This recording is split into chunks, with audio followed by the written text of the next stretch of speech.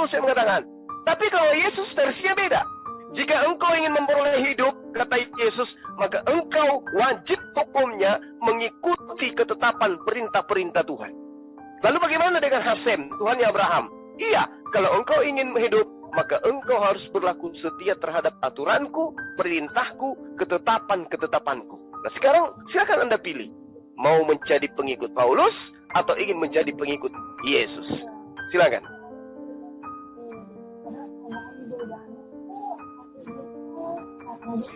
Silakan, Mbak.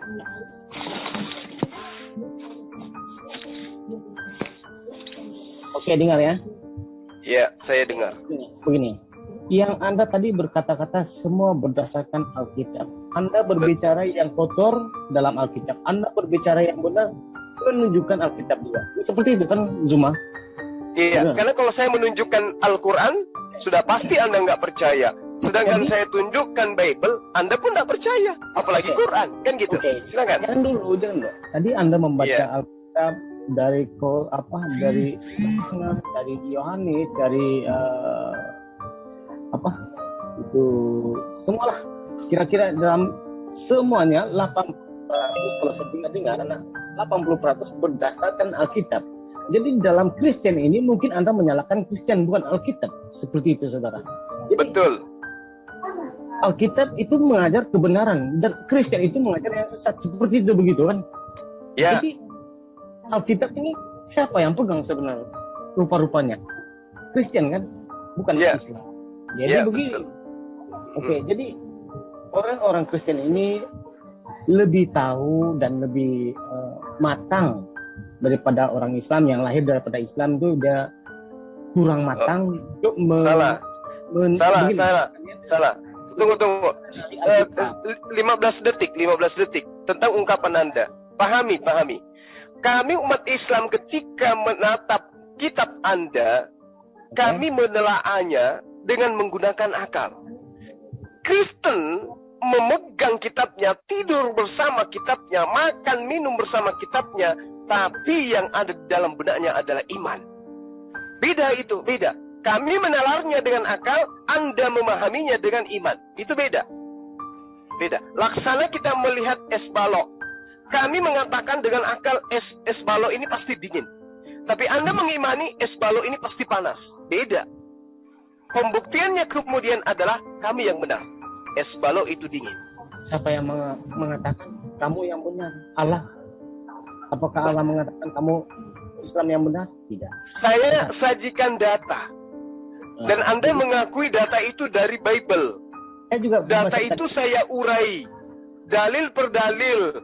Dari ajaran Yehezkiel, ajaran Musa sampai kepada Yesus, itu berkesesuaian. Harus hidup di dalam ketetapan Tuhan. Muncul pendiri Kristen, yaitu Paulus, melalui Efesus, Galatia, surat-suratnya, mengatakan bahwa hukum Tuhan itu justru adalah kutukan. Oke, dengar ya. Semua kamu mengatakan ini Alkitab tulisan Paulus, lalu kamu membaca tulisan Paulus, lalu kamu mengatakan tulisan Paulus semula.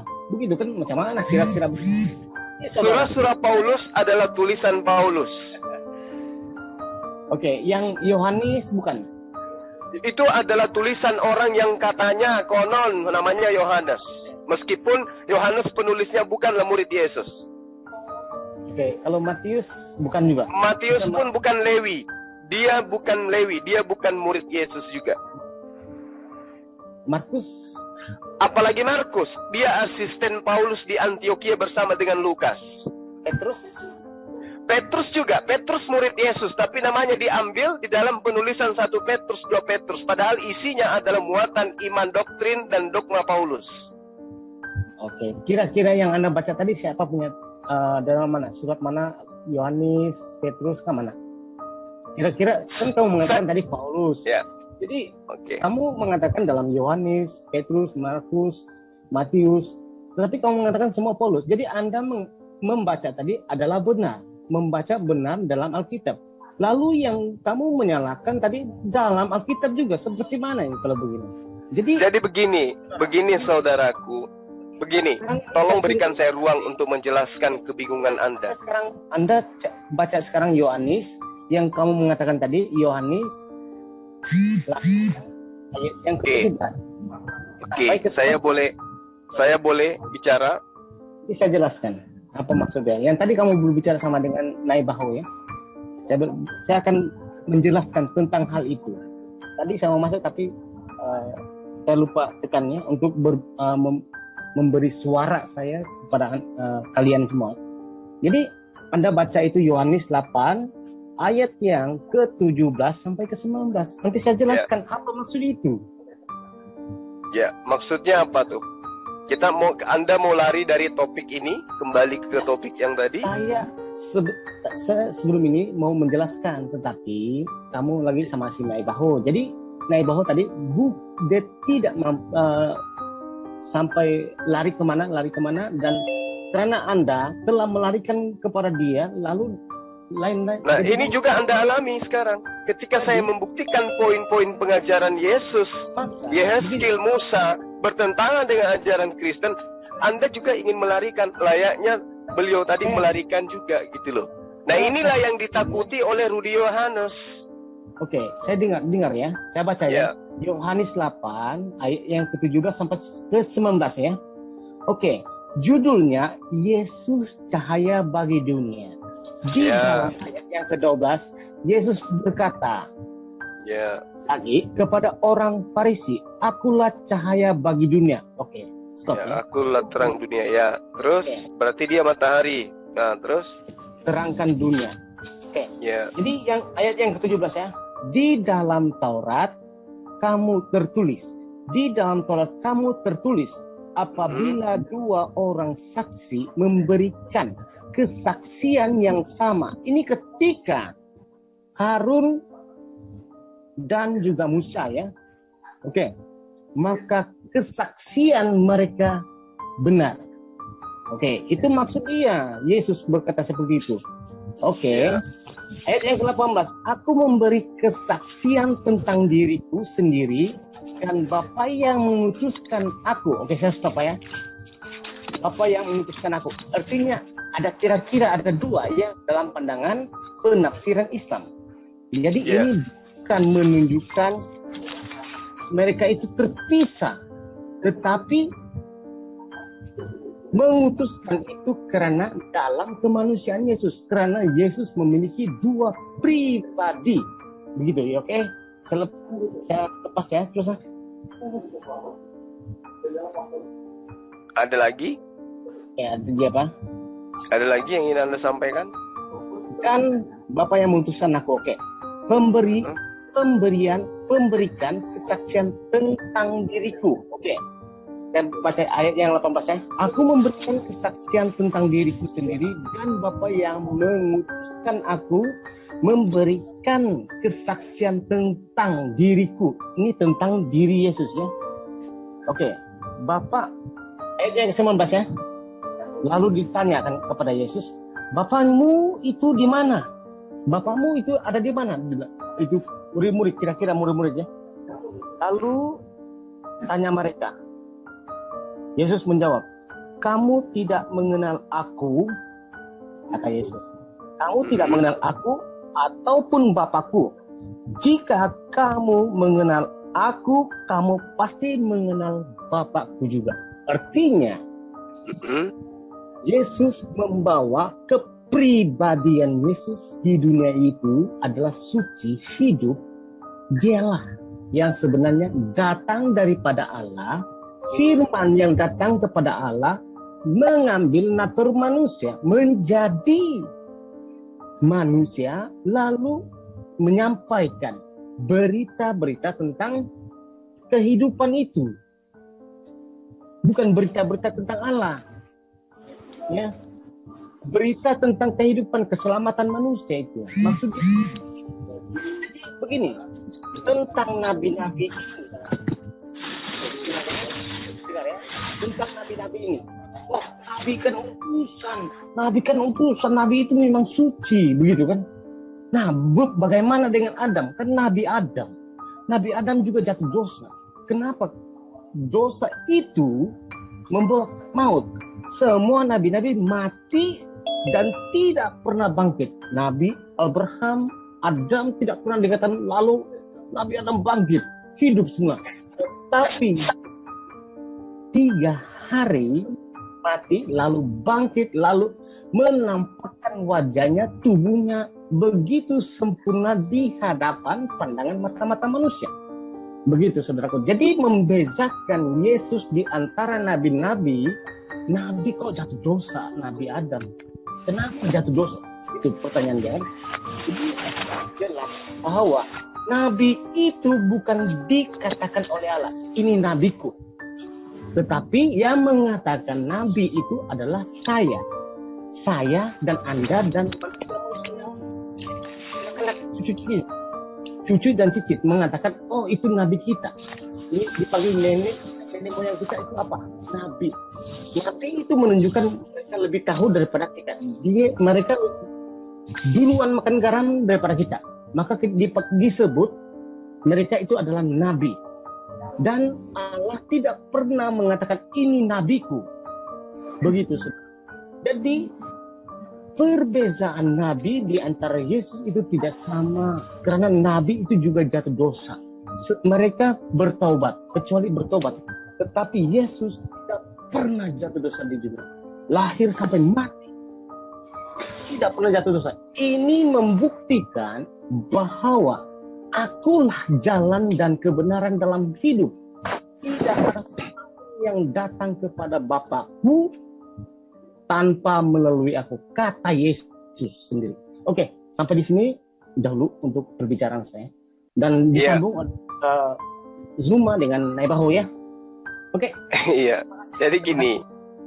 Ya, jadi apa yang Anda uraikan itu tidak sedikit pun menyentuh pemahaman, kajian, lalu kemudian intisari daripada iman Anda, Yesus itu adalah Tuhan itu sendiri.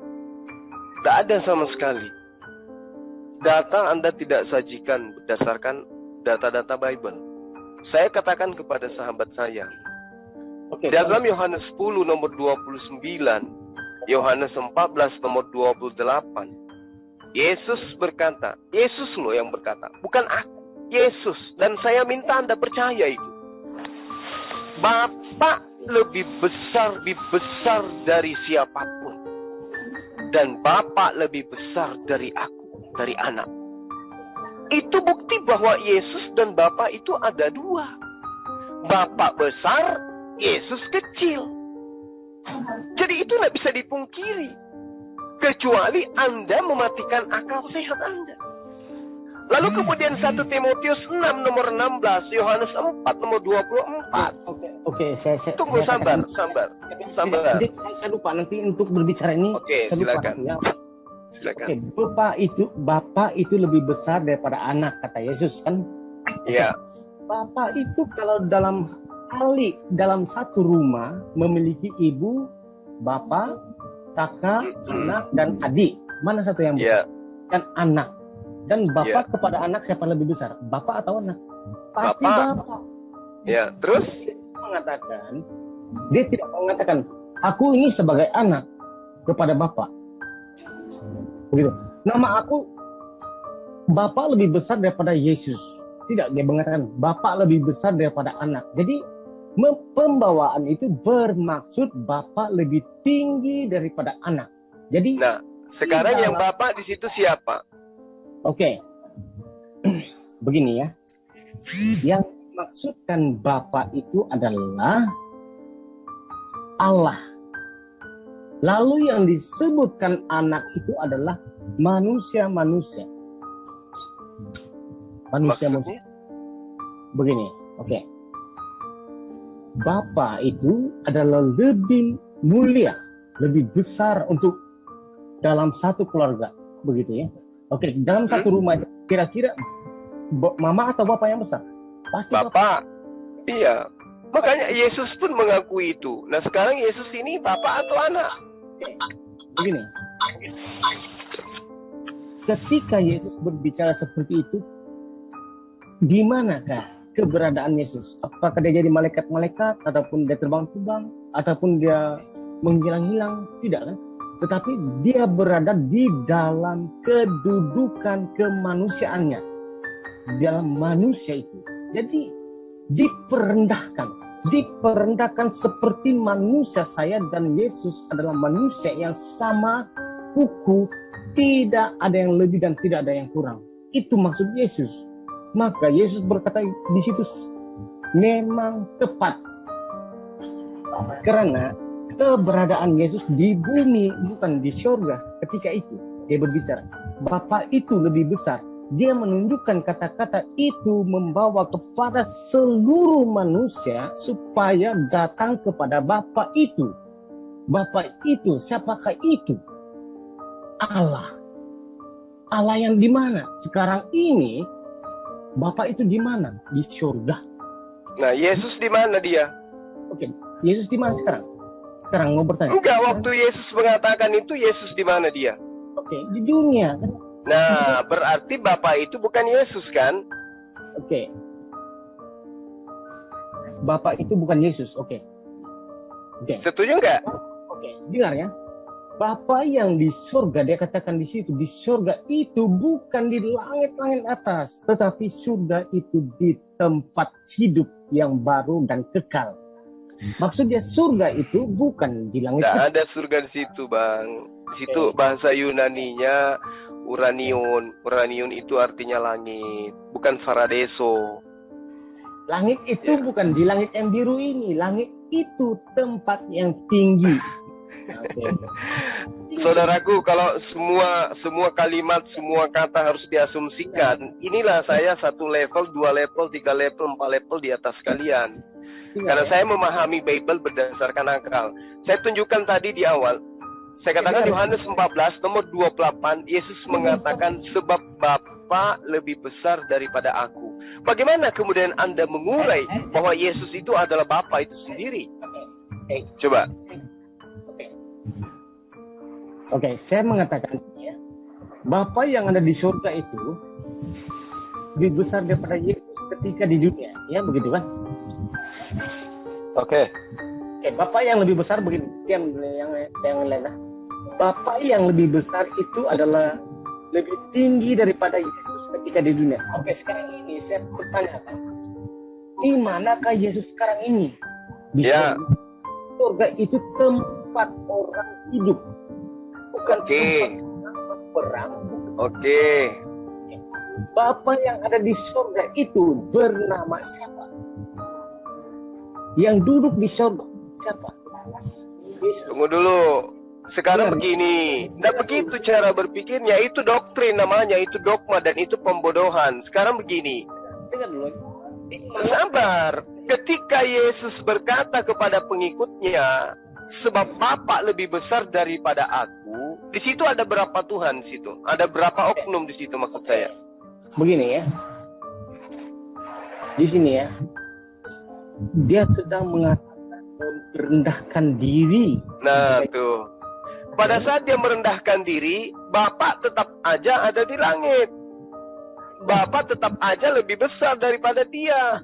Salah kamu. Bapak tetap saja ada di langit. Ini kan salah. Bapak itu ada di mana-mana, saudaraku. Bapak itu Allah ada di mana, bukan ada di langit. Iya, kekuasaannya, kemuliaannya, benar. ya, penglihatannya, pendengarannya itu meliputi langit dan bumi. Tapi esensi wujudnya itu ada di langit. Itu loh. Begini, tidak pernah Alkitab mengatakan Bapa itu ada di langit, atas langit.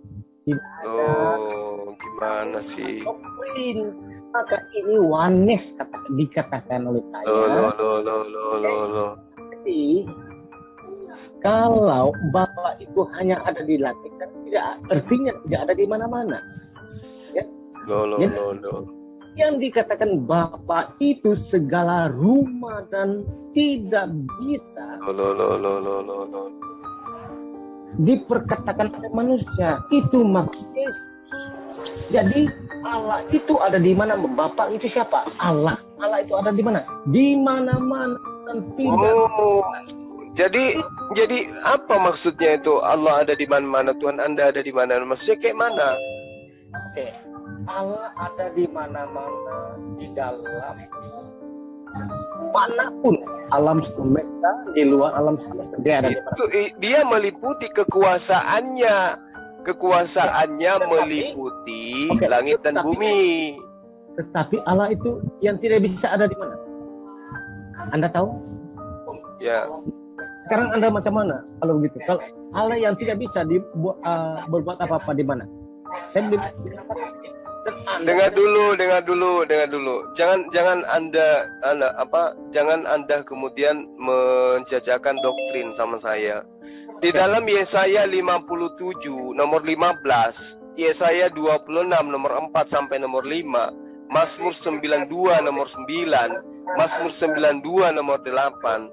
Tuhan Bapa Allah itu ada pada tempat yang tinggi, yang maha tinggi selama-lamanya. Jadi kita nggak bisa ngarang-ngarang gitu bahwa Tuhan ada di mana-mana. Nggak boleh. Anda ke mall, di situ ada Tuhan, nggak boleh. Tuhan meliputi, kekuasaannya meliputi langit dan bumi, betul. Tapi wujud Tuhan itu nggak boleh dikatakan ada di mana-mana. Tapi saya mengatakan di sini. Sekarang kalau Anda ke mall, Anda ketemu dengan Tuhan di situ. Ada Tuhan di sana? Enggak kan? Ada. Kekuasaannya yang meliputi, pengetahuannya yang meliputi segala sesuatu. Bukan wujudnya yang datang ke situ, bukan. Nah, pengetahuan apa yang tidak harus dilakukan oleh Allah? Nah, coba. Ini pertanyaan apa? Apa hubungannya dengan apa yang saya jelaskan? Sekarang ini Anda menunjukkan kebijaksanaanmu terhadap saya. Jadi saya pertanyakan apa yang Allah tidak bisa lakukan? Ada banyak hal yang Tuhan tidak bisa. Satu, Tuhan tidak bisa menjadi ciptaan. Tuhan tidak bisa menjadi makhluk. Tuhan tidak bisa tidur. Tuhan tidak bisa mati. Tuhan tidak bisa makan.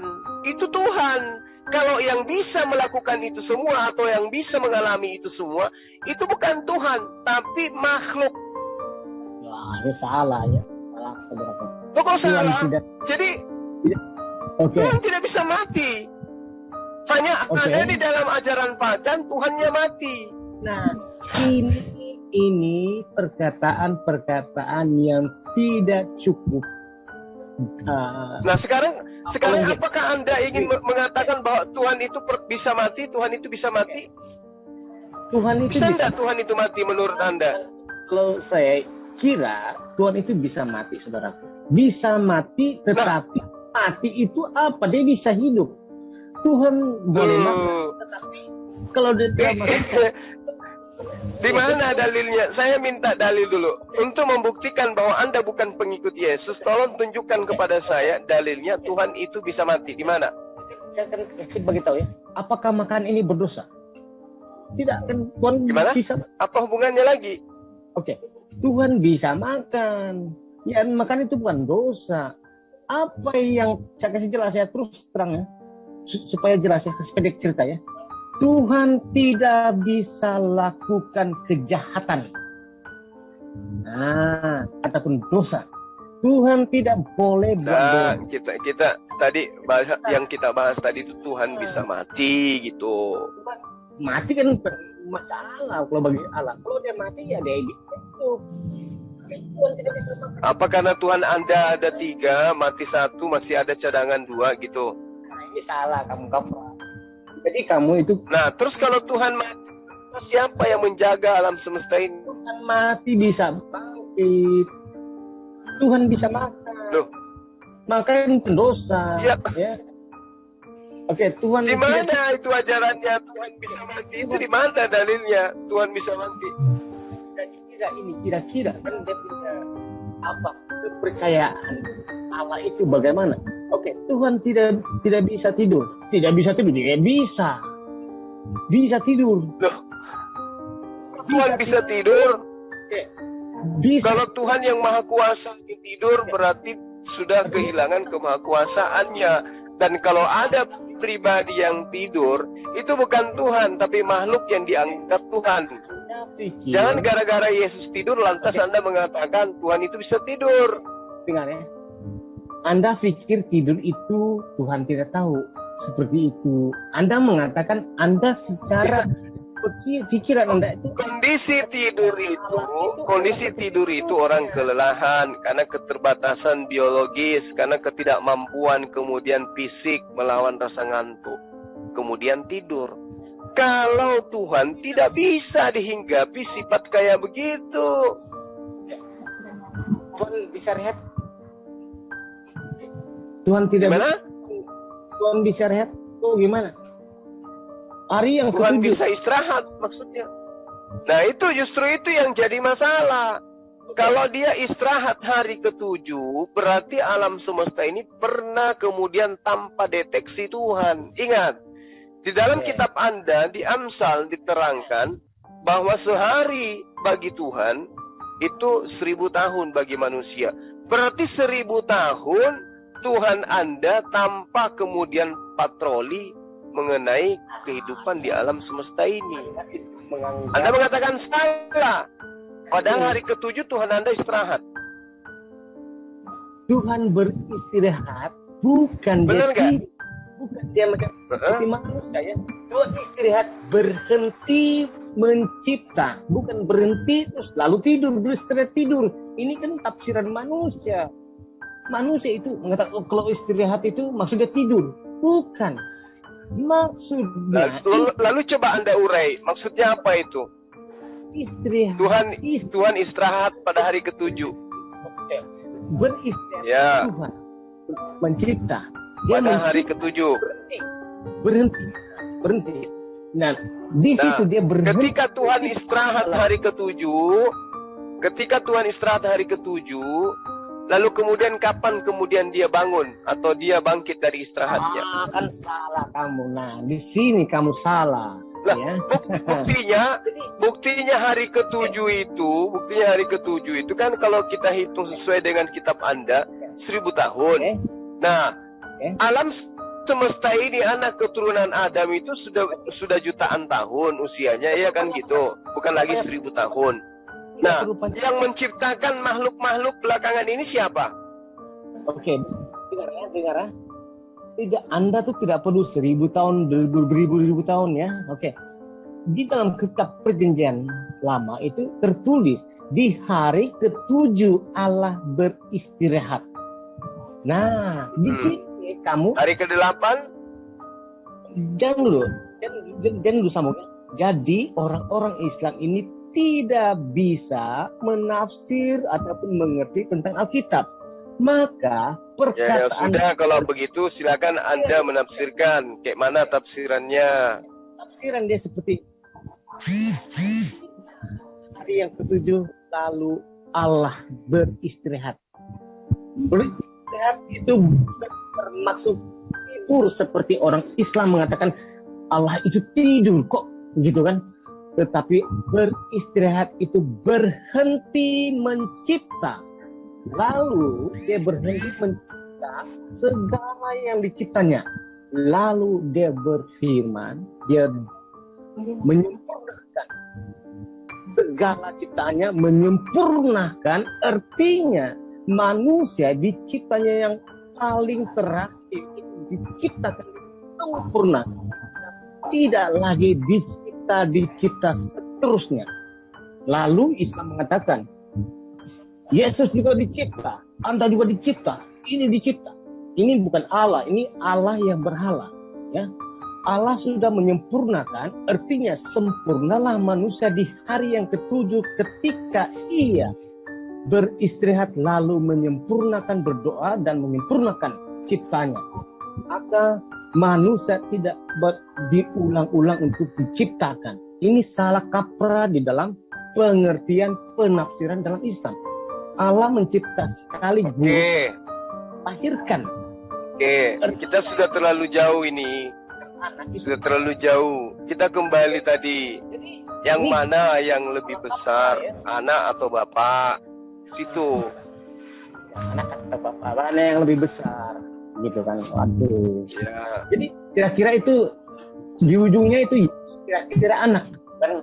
Jadi saya sudah tahu itu. Ini lain soalnya. Ini saya sudah berulang alik untuk berbicara tentang Bapa, Anak, dan Roh Kudus. Itu siapa-siapa itu semua. Dia sebelum Ya, tahu ini Tadi kan sahabat saya merujuk kepada pernyataan saya dalam Yohanes 8 nomor 17, 18, 19. Ya kan? Bahwa saya katakan Tuhan kalian itu ada 3. Ini kan tadi sudah katakan tadi itu. Bapa, Anak, Roh Kudus. 3. Tuhan Anda 3. Jangan katakan 1. Oke, Tuhan kami ada 3 begitu pun. Iya. Kira-kira itu penafsiran Islam supaya orang-orang Kristen itu kena pada 3 Tuhan, satu seharusnya 1. Nah, masuklah Islam. Itu bukan penafsiran, itu fakta, itu data, itu dalil. Yohanes 14 nomor 28. Sebab Bapa lebih besar daripada aku. Di situ ada berapa oknum menurut Anda? Oke, begini ya. Oke. Saya kasih kau bagi contoh ya, supaya kau mengerti tentang Oke, Bapa. terus abangku ini. Bapa, Anak, dan Roh Kudus. Sues mutar-mutar terus. Allah, Firman, dan Roh Kudus. Roh Allah ya. Saya ambil 1 biji durian ya. Saya ambil 1 biji durian itu. Di dalam durian itu ada apa? Di dalam durian itu ada apa? Ada biji. Biji apa lagi? Ada biji, ada isi. Apa lagi? Kulit, ada kan? kulit. Ini Ketiga ini. ini ada Pak Jordan, ganti Pak Jordan aja bang, kayak putar-putar mulu. Ya, John, kalau tidak bisa menjelaskan lebih baik mundur saja, muter-muter nggak jelas apa yang diomongin, orang bingung. Begini, oke, kebanyakan oke. Jelaslah, teratur lah kalau Biar berbicara itu. ganti Pak Jordan dulu lah, ngapain nabahu. Sorry ya, saudara saya mengamati aja. Boleh yang lain. Kan, Ya, Pak Jordan silakan naik ke panggung. Pak Jordan buka mic, Pak Jordan.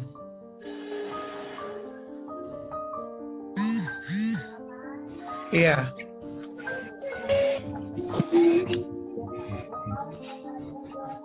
Pak Jordan. Ya, halo. Selamat malam. Ya. Assalamualaikum. Malam Pak Jordan.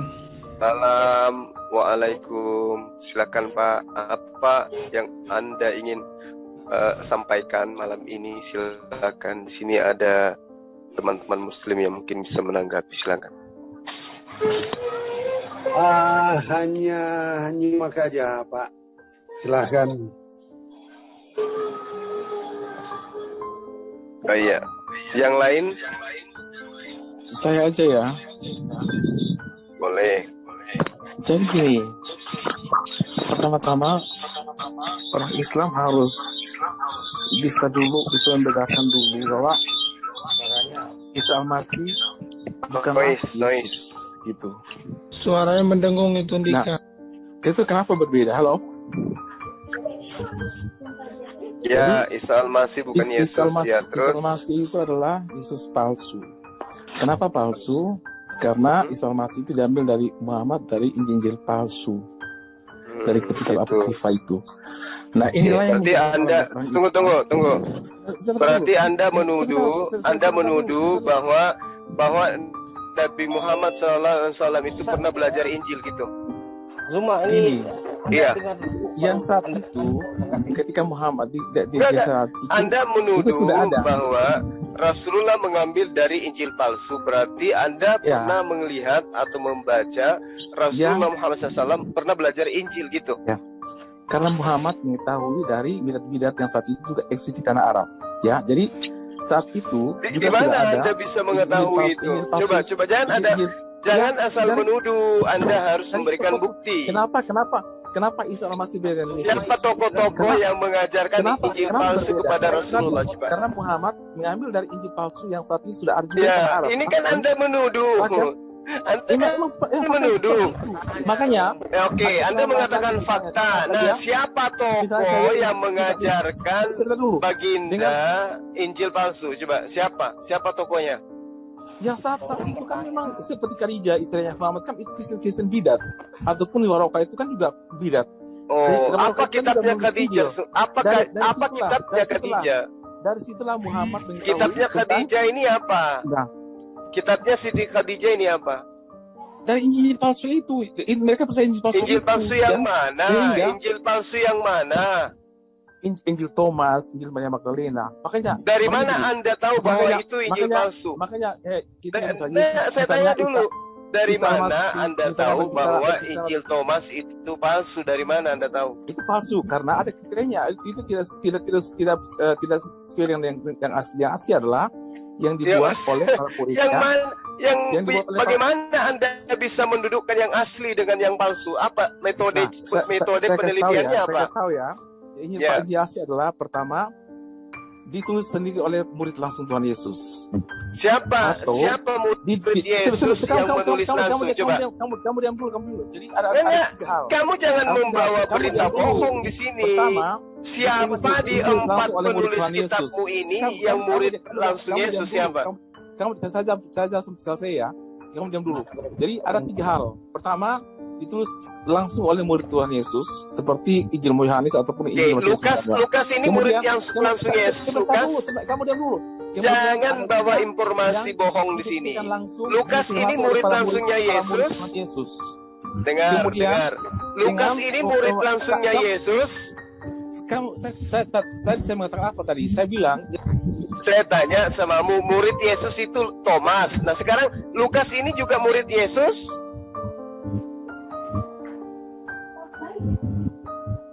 Yang jujur, kamu jangan bawa bohongan di sini. Kau katakan Thomas Injilnya palsu, Lukas Injilnya asli. Nah, yang mana sih yang murid Yesus? Thomas atau Yesus? Coba. Yang jujur, yang palsu yang mana sih sebenarnya? Tulisan murid Yesus atau tulisan murid Paulus? Lukas itu asisten Paulus, asal Anda tahu.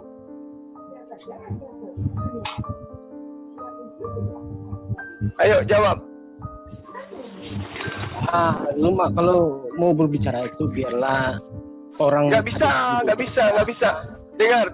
Kalau Kita sedang mengedukasi. Ketika ada orang yang datang membawa berita bohong, itu nggak boleh dibiarkan. setelah Muhammad mengambil informasi. Nah, coba lihat. Akhirnya Dengar dulu. Berbeda dengan yang aslinya gitu. Oke, sekarang saya tanya, dari mana Anda bisa tahu tulisan Lukas itu asli murid Yesus sementara Thomas dan Yesus itu adalah murid dan guru saling menyebut nama. Begini, Thomas yang menulis Injil itu bukanlah Thomas murid Tuhan Yesus. Dari mana Anda tahu? Loh, karena Injil itu berbeda, karena itu ada. Dari mana Anda tahu bahwa Injil Thomas itu adalah adalah palsu, sementara murid Yesus itu bernama Thomas? Betul, Rasul Thomas, tapi Thomas itu hanya memanfaatkan Thomas karena Oke, Anda sendiri sudah mengakui ya kan? Di dalam Yohanes 20 nomor 28 Yesus dan Thomas bercakap-cakap. Ada moderator di sini. Moderatornya ada enggak? Jangan. Nah, sekarang ketika Anda mengatakan catatan murid Yesus itu palsu, seandainya kalau mama masuk ke mana? Jadi gini. Apa yang Anda jadikan standarisasi mengatakan tulisan Lukas itu asli, sementara Lukas bukan murid Yesus? Begini, Dr. Lukas itu hidup pada zaman itu. Dia bukan murid langsung Tuhan Yesus, tapi dia mewawancarai. Terus bagaimana Anda bisa menguraikan bahwa tulisannya itu adalah asli dari pengajaran Yesus? Yang dipakai oleh Muhammad itu ratusan tahun baru tulis. Kenapa larinya ke Muhammad, ke baginda Rasulullah? Kenapa Anda tidak menyelesaikan dulu masalah? Dengar, kenapa Anda tidak selesaikan masalah yang ada di dalam rumah tangga Anda? Dengar, kenapa Anda tidak menyelesaikan masalah di dalam rumah tangga Anda? Kenapa Anda harus lari ke agama lain? Sementara di dalam rumah tangga Anda ada Thomas, ada Lukas, ada Filipus, ada Andreas. Kenapa Anda larinya kepada baginda? Barnabas sebagai Injil asli, tidak ada yang mengakui itu. Yang mengakui adalah orang Islam karena Injil itu sesuai dengan Al-Quran. Karena memang Al-Quran. Saya tanya kepada Anda, dengar, kenapa Anda mengait-ngaitkan kesalahan yang ada di dalam penulisan kitab Anda kepada baginda Rasulullah Muhammad SAW? Anda mengatakan, tidak ada kesalahan. Anda mengatakan bahwa baginda itu menerima Injil palsu. Dari mana Anda tahu? Mana datanya? Di mana baginda Rasulullah Muhammad SAW itu belajar Injil? Di mana? Karena data-data tentang Isa al-Masih itu ada dalam Injil palsu. Loh, itu buktinya. di mana Anda menemukan kemudian ada cerita atau ada kitab yang menceritakan baginda Rasulullah Muhammad SAW belajar Injil? Di mana itu? Kitab apa namanya? Lo bisa diketahui dari Injil, dari isi Al-Quran yang itu ada dalam Injil palsu, gitu loh. Misalnya, Yesus dari mana Anda tahu bahwa Injil yang kebetulan berkesesuaian dengan apa yang ada dalam Al-Quran itu palsu? Dari mana Anda tahu? Palsu, dalam Injil palsu. Dengar. Ketika Injil yang Anda katakan palsu itu ada isinya yang berkesesuaian dengan Al-Quran, apa yang mendasari Anda mengatakan itu Injil palsu? Loh kan Sasun, itu kan tadi sudah saya jelaskan bahwa Injil itu dibuat ratusan tahun setelah. Dari mana Anda tahu? Dari mana Anda tahu? Sementara Lukas sendiri menulis surat-suratnya itu tidak bersamaan dengan Yesus. Injil itu dibuat ratusan tahun setelah Injil yang asli. Kalau Injil Lukas kapan dibuat? Kapan dibuat Yesus? Dengar. Injil Lukasnya itu kapan dibuat? Lukasnya kapan dibuat? Bertentangan dengan Injil sebelumnya. Injil Lukas itu kapan dibuat? Pada abad pertama bersama dengan mulut yang lain. Pernah tidak Yesus duduk bersama dengan Lukas? Pernah tidak? Ya betul. Yesus tidak pernah bertemu dengan Lukas atau pernah tidak Thomas pernah tidak Thomas dan Yesus bersoal jawab? Tapi Lukas dia memakai murid-murid langsung Tuhan Yesus. Jadi dia kamu jangan ngecap. Sekarang saya tanya, apakah Yesus dengan Thomas itu pernah saling sebut nama? Pelaku sejarahnya masih ada gitu. Dia mencari orang Tunggu dulu. Dan apakah Thomas dan Yesus itu pernah bersoal jawab? Thomas yang menulis Injil itu bukanlah Thomas yang murid Tuhan Yesus. Dari mana Anda bisa tahu? Dari mana Anda bisa tahu? Dari mana Anda bisa tahu? Karena Injil itu dibuat setelah Thomas sudah meninggal. Loh, kitab yang ada di Indonesia ini dibuat pada tahun berapa? Kitab dari Injil, kitab Injil palsu yang kemudian dipakai Muhammad. Kitabmu yang kau katakan asli itu ditulisnya kapan? Ratusan tahun kemudian. Itu tidak dibuat di saat yang sama. Sekarang saya tanya, kitabmu yang terjemahan yang kamu pegang itu dituliskan kapan? Dari situlah apa? Enggak, saya tanya, kitabmu yang hanya terjemahan itu kapan dituliskan? Kitab yang aslinya memang dibuat. Tua mana dengan Injil Thomas? Dengar ya, dengan gini. Jadi yang asli itu seperti kitab Injil Yohanes. Asli gimana? Giliran isinya menceritakan Yesus menikah, Yesus berumah tangga dikatakan palsu. Injil Lukas itu semua dibuat. Sementara di dalam informasi yang ada di dalam kitabmu, Yesus berjalan bersama dengan Thomas. Masih ada. Nah, sementara Injil palsu itu dibuat ratusan tahun kemudian.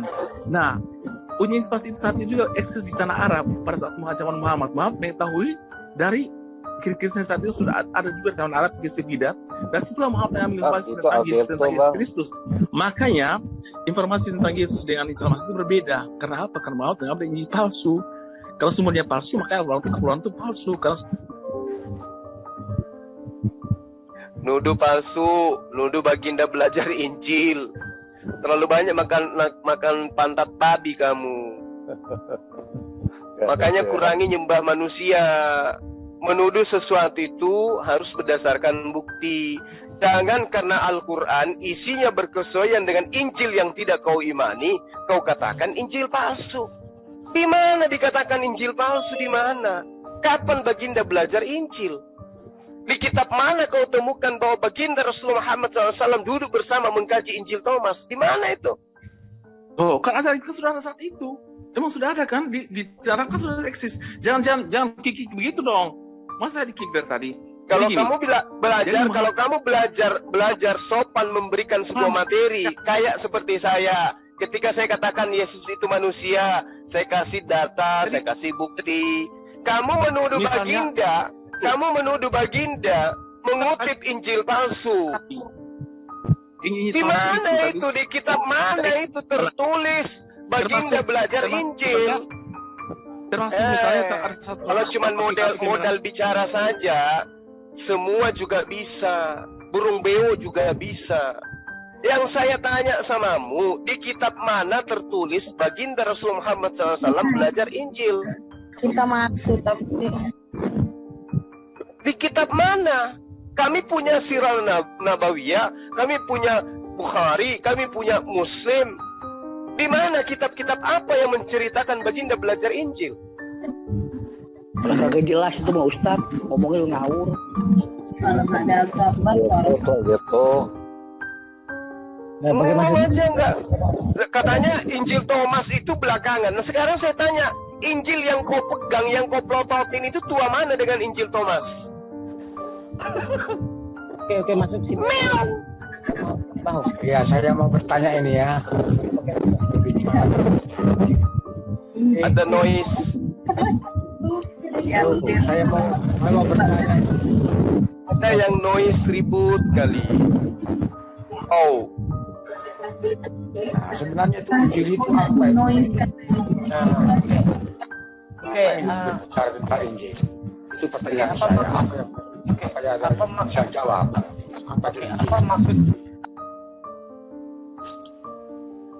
Noise. Ya. Nah, Gimana? saya mau bertanya, mungkin ada yang bisa jawab apa itu Injil sebenarnya? Kalau ada Injil itu adalah pengajaran berupa wahyu yang diwahyukan kepada Nabi Isa alaihissalam. Nah, itu menurut pemahaman Anda begitu.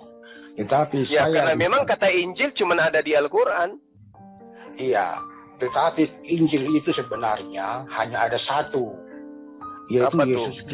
Yesus Kristus itu Tuhan sendiri yang Nah, ditulis. Anda berlawanan lagi dari- dengan Kristen yang lain. Nah, tidak ada yang berlawanan. Jadi di mana-mana Tadi ada yang bilang Injil itu Injil Lukas yang asli. Injil Lukas yang asli atau Yesus yang asli? itu Injil kitabnya. Yesus. Itu kitabnya. Tetapi kalau Injil itu, Injil yang hidup hanya ada satu, yaitu Yesus Kristus Tuhan. Yang Nah, ditulis Injil yang menurut- oke. Injil yang hidup ini pernah tidak mengajarkan menyembah dirinya? Siapa yang mengajarkan dirinya? Nah, itu kan bingung. Berarti Injil asli pun tidak pernah mengajarkan tentang Oke, Kristen. dasarnya Berhenti jadi apa Anda Kristen bertanya? kalau begitu. Dasarnya apa bertanya mengajarkan menyembah dirinya? Anda mengatakan Yesus Injil yang asli. Injil yang hidup. Ya, Injil yang hidup. Nah, Injil yang mati yang mana? Apa? Dari mana Anda bertanya itu? Ya Rujukannya. kan ada hidup, ada mati. Injil yang mati yang mana? Iya, tetapi Anda mau bertanya harus ada dasarnya. Jangan asal ngarang-ngarang. Semua ada tinggi, ada rendah. Nanti berbicara tinggi, ada nanti dari mana yang rendah. Anda mengatakan Yesus Injil yang hidup. Injil yang mati yang mana? Kan ada mati. Nah, silahkan Anda paham sendiri. Mungkin itu yang Nah, palsu. Injil yang mati itu Lukas, Markus, Matius, Yohanes, surah Paulus. Dasarnya apa? Dasarnya apa? Ya karena dia tidak hidup, nggak jalan-jalan, nggak makan ikan goreng. Nah, itulah Kan itu sebabnya maksudnya. ada. Dengarkan, itulah sebabnya ada Injil yang palsu. Nah, Injil yang palsu itulah yang tidak sama dengan Injil yang hidup. yang mana yang asli? Yang mana yang asli? Ya seperti yang Anda katakan itu, Injil yang mati itu. Oh itu yang asli. Oke, Itulah yang jemaat. palsu. Yang asli itu adalah berita disampaikan oleh Yesus Kristus. Jadi saya sudah katakan kalau berbicara tentang Injil hanya ada satu Noise. Injil. Ribut sekali bang. Aduh. Jadi hanya ada satu Injil. Yesus itu sendiri yang ditulis menurut 4 kitab. Nah, oke. Kita sepakat. Sementara ini kita sepakat. Injil hidup itu adalah Yesus. Oke. Nah sekarang para penulis kitab kanonik pernah tidak bertemu dengan Yesus? Contoh Lukas. Pernah tidak Lukas ini, penulis Bible Lukas ini, pernah tidak bertemu dengan Injil hidup? Nggak pernah. Itu satu zaman. Dia Iya, kenapa satu tidak jam. pernah? Satu zaman gimana? Saya juga satu zaman dengan artis-artis, tapi saya nggak pernah ketemu. Apakah kemudian boleh saya dikatakan bahwa saya sahabatnya? Iya, kalau mau bicara tentang operasi begitu, ini bukan hidup di dalam zaman Yesus, sudah hidup zaman sekarang. Sekarang Lukas menulis, apakah dia pernah bertemu dengan Injil hidup? Nggak pernah. Itu penulis Lukas itu apa saksi itu yang diberi kuasa. Berarti sang Injil hidup tidak pernah bertemu dengan sang Injil mati. Kan begitu. Kalau Injil yang mati itu, saya katakan lagi Injil yang mati itu ya Injil yang palsu itu. Kalau mau bicara tentang Injil yang Nah, mati. ini dia. Dari mana Anda bisa mengatakan palsu kalau ada yang hidup? Karena Anda telah memunculkan itu kan. Nah, Anda memunculkan Injil dari yang mana hidup itu, Injil yang asli itu adalah Injil yang dituliskan oleh orang-orang yang menjadi murid Yesus, betul? Kalau yang namanya ditulis itu kitab. Ya Tetapi itu